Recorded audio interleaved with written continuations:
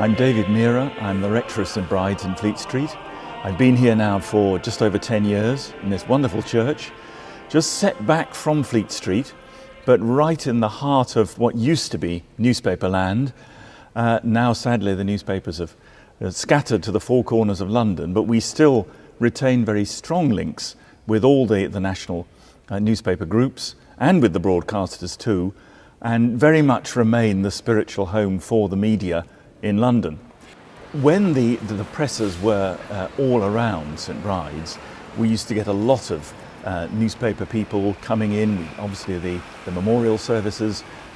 It was the parish church for the industry. While we retain those links, now of course our neighbours are mostly bankers and lawyers. There's some of the big firms up and down the street, and all those others who live and work in this area. My name is Bill Greaves, William Greaves by byline, and my Fleet Street days were spent entirely with the Daily Mail. I came down from Manchester as a reporter with the Daily Mail, as a reporter to Fleet Street, and then a feature writer. And then I went off to become a freelance at about the time that everybody left Fleet Street anyway. I think all of us over the years have found ourselves in pretty dire straits and wondering whether we would survive that particular period. Some alas didn't, and those of us who did survive are very grateful to have done so. So yes, it brings us all together. Vivian Margaret Strachan. When you are baptised, you become a member of a new family. God takes you for his own child, and all Christian people will be your brothers and sisters. We were actually married in St Bride's 4 years ago, which was a very happy occasion indeed, and that's why we wanted to choose the church for Vivian's baptism. Vivian Margaret, I baptise you in the name of the Father, and of the Son, and of the Holy Spirit. Amen.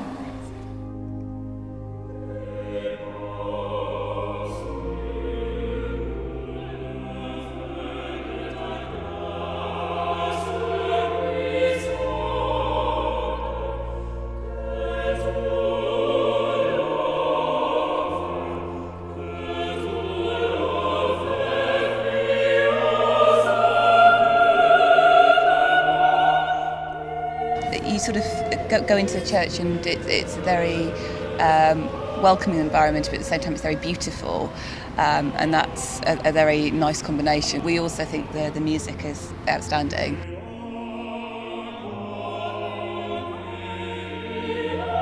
We had the choir as part of our wedding because we thought they were so brilliant during the services that we saw. I mean, just nothing else. Yeah, it's amazing.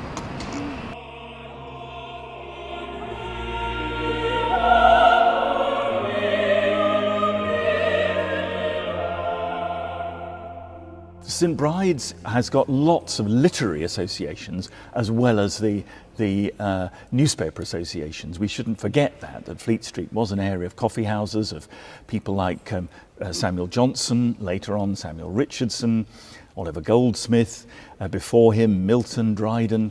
Many of the great literary people of the time would have known this area well, including probably Jane Austen herself, who would have seen the completed Wren Church went on her visits to London. Jane Austen had a way of putting things in a elegant and witty way. She loved words, and she used words with great elegance.